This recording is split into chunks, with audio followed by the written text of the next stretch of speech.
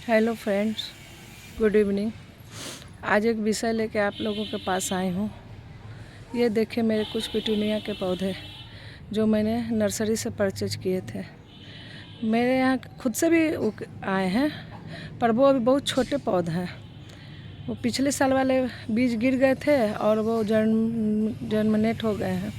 वो मैंने आप लोगों को शायद पिछले वीडियो में बताया भी था कि मेरे यहाँ अपने आप उग गए हैं पिटूनिया, लेकिन ये मेरे ख़रीदे हुए हैं। एक सप्ताह पहले बहुत छोटे छोटे पौधे लाए थे जो अब बड़े हो गए हैं। तो इनके बारे में तो आप लोगों को पता ही है कि ये छोटे से होते हैं, 4 इंच के 3 इंच के गमले में भी लग जाते हैं, 5-6 इंच के गमले में भी लग जाते हैं और ये फैल जाते हैं। तो इसमें तो सूखे हुए पाउडर बेस्ड में कुछ भी नहीं डाल सकते हैं।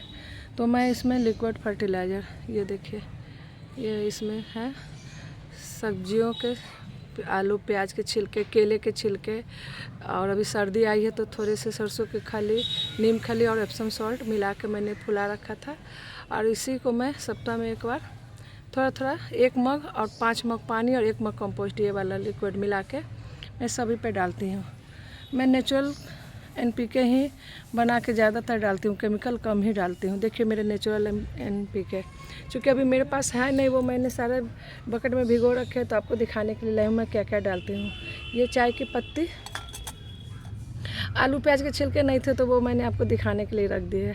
आलू प्याज के छिलके और ये बुझे हुए चूने, ये जो पान वाले भैया हैं उनके यहाँ से ख़रीद के मंगवाया है। और ये मैंने 250 ग्राम मंगवा के रख दिया है। और ये थोड़े थोड़े महीना में एक बार, महीना का चूना मैं 2 महीना में एक बार डालती हूँ। और ये तो मैं वीकली डालती हूँ। नाइट्रोजन, पोटेशियम और ये कैल्शियम के लिए चूने डालती हूँ। और ये सब इसमें भीगा हुआ है। तो पिछले सप्ताह जब मैं डाल रही थी तो मेरे बगल वाले छत से एक पड़ोसन देख रही थी। उन्होंने पूछा, ममता जी आप क्या कर रहे हैं? मैंने कहा कि मैं फर्टिलाइज कर रही हूँ अपने पौधों को। तो क्या डाल रही हैं? मैंने बताया। तो उन्होंने कहा कि मैं भी बना के डालूं। तो मैंने कहा डालिए, जितने भी सब्जियां आती हैं उनको आप भिगो दीजिए। और घर से चाय पत्ती, अगर सरसों खल नहीं तो थोड़ी सी सरसों, एकदम कम मात्रा में सरसों, ज़्यादा भी नहीं, गर्म होता है, उसको पीस के और उसको फूलने के लिए दे दीजिए।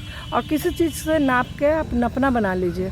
और 1 और 5, 1 मग या 1 गिलास अगर आप ये लेती हैं तो 5 मग पानी लीजिए और मिला के आप डालिए। अच्छी तरह से बता दिया था। उसके बाद फिर मेरी उनसे मुलाकात नहीं हुई। मेरे घर में शादी है तो मैं थोड़ा व्यस्त हूँ अभी। आज सुबह फिर जब मैं डाल रही थी तो वो शायद मेरा इंतज़ार कर रही थी। सुबह सुबह कह रही है मैंने डाला, मेरे पौधे जल गए। कैसे डाला? मैंने पूछा। वैसे ही डाला जैसे आपने बताया था, सारा कुछ डाला और 5 और 1 का रेशियो करके डाला था। फिर कैसे हो गया? तो आपने गलत बता दिया। तो फ्रेंड्स, मैं आपसे राय चाहती हूँ कि मैं कहाँ पे गलत हूँ और कैसे गलत हूँ। मैं वैसे भी केमिकल तो मैं ऐसे भी नहीं डालती हूँ, क्योंकि मेरा जो सोच है कि हमारे मिट्टी में जीवाणु होते हैं, केचुए होते हैं, तो वो हम जो खाद डालते हैं तो उन्हीं से उनको पोषण मिलता है, उन्हीं से भोजन मिलता है, खाते हैं, उसी में अपना वो सर्कल चलाते हैं। और फिर उसी में फिर वो ख़त्म हो जाते हैं। उनका जब जीवन चक्र पूरा होता है तो वो जब उसमें ख़त्म होते हैं तो वो भी एक खाद का रूप ले लेते हैं और फिर नए फिर जन्म लेते हैं। इसलिए मैं ज़्यादा केमिकल में बिलीव नहीं करती हूँ। मैं यही सब ज़्यादा डालती हूँ। बाहर से वही तो पहले भी बताया था, अभी भी बता रही हूँ, एप्सम सॉल्ट और ये साफ फंगिसाइड छोड़ के एक गिलहरियों से परेशानी के कारण एक दवा लाती हूँ, वो भी पत्तों पे, फूलों पे छींटने के लिए, तार नामक दवा। वो मैं वही एक मैं दवा जो ला के छींटती हूँ वो गिलहरियों के चलते, नहीं तो मैं कुछ भी और एक्स्ट्रा नहीं। बर्मी कंपोस्ट और लीफ कंपोस्ट मैं घर में खुद ही बनाती हूँ, मैंने आप लोगों से शेयर भी किया था। तो यही सब मैं करती हूँ, यही सब मैं डालती हूँ। तो फ्रेंड्स, मुझे आपसे राय चाहिए कि मैं गलत कहाँ पे हूँ। मैंने उन्हें ऐसा क्या गलत बता दिया जो मुझ पे बरस पड़ी। मेरा जो तरीका यही है, इसीलिए मैं आप लोगों को अच्छे से समझाने के कारण ही, आलू प्याज के छिलके नहीं थे तो मैंने एक प्लेट में लगा दिया कि मैं आप लोगों को बता सकूं कि मैं क्या डालती हूँ। चाय पत्ती सूखी भी डालती हूँ और जो यूज होती है उसको भी सुखा के डालती हूँ। वो मैं कंपोस्ट बनाती हूँ, उसी में डालती हूँ।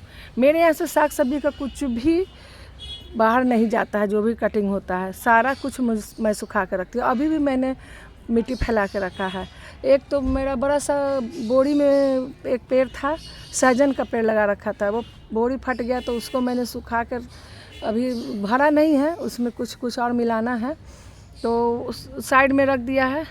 अभी बेटे को बोला एक कनस्टर कटवाने के लिए, उस कनस्टर में मैं उसे शिफ्ट करूँगी क्योंकि सहजन का सीज़न तो फरवरी के बाद स्टार्ट हो जाएगा, तो उसके लिए कुछ भी केमिकल नहीं डालती हूँ, बस इसी वजह से कि जो भी मेरे पौधे में जीवाणु है वो केमिकल से मर जाएंगे, मेरा ये सोचना है।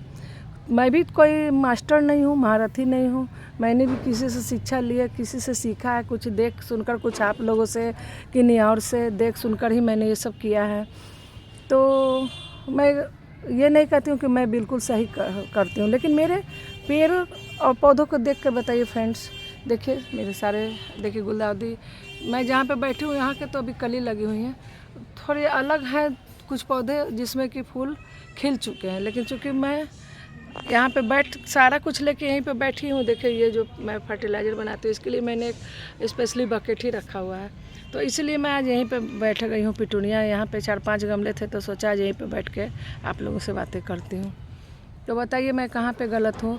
अगर फ्रेंड्स मैं गलत हूँ तो आप लोग कमेंट करके मुझे समझाएं और बताएं कि मैं कैसे उस गलती को सुधारूँ, और अगर मैं सही हूँ तो भी आप कमेंट करके बताएं।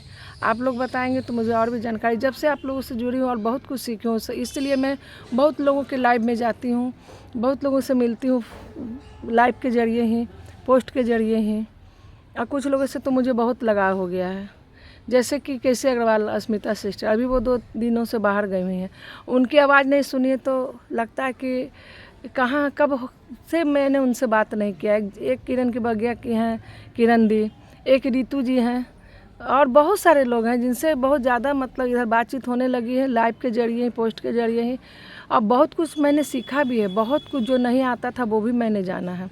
क्योंकि मैं बागवानी तो बहुत दिनों से कर रही थी, लेकिन लॉकडाउन में जब कुछ काम नहीं था किन्हीं के पास तो कुछ एक टारगेट लेके लोग चलते थे कि क्या करना है, तो कोई खाना बनाते थे, कोई कुछ करते थे। चूँकि मैं फूल पेड़ के पौधे लगाई हुई थी तो उसी को बढ़ाने लगी, और इतना बढ़ा लिया कि आज मेरे पास 500 पेड़ हो गए हैं। तो मैं बस वही सब देख सुन के, बस मेरा टारगेट एक ही रहता है कि केमिकल का प्रयोग मैं बहुत कम करती हूँ, होममेड और बिल्कुल शुद्ध सारा कुछ मतलब डालने में मैं विश्वास रखती हूँ, और उस के भगवान की कृपा से मेरा सब कुछ ठीक ही चल रहा है। मेरे यहाँ जितने भी फल, केले, जो भी फल आते हैं एक भी उसके छिलके बाहर नहीं जाएंगे।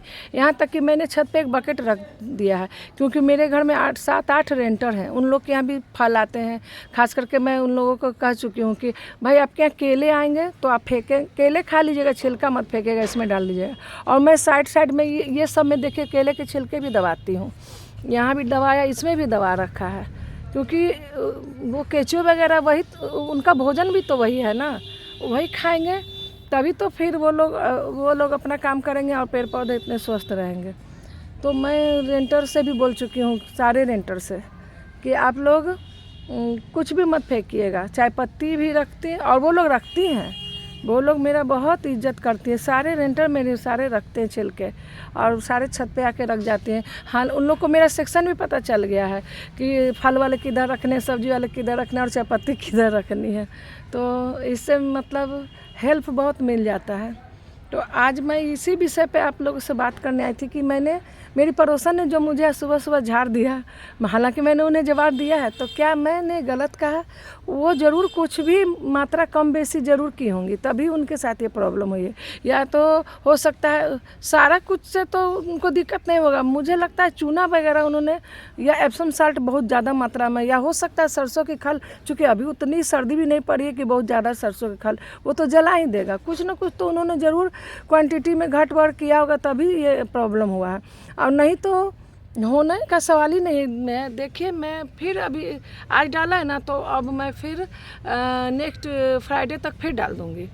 तो मेरे सारे पौधे ठीक है, और भगवान के पास सब पे कली लग गई हैं।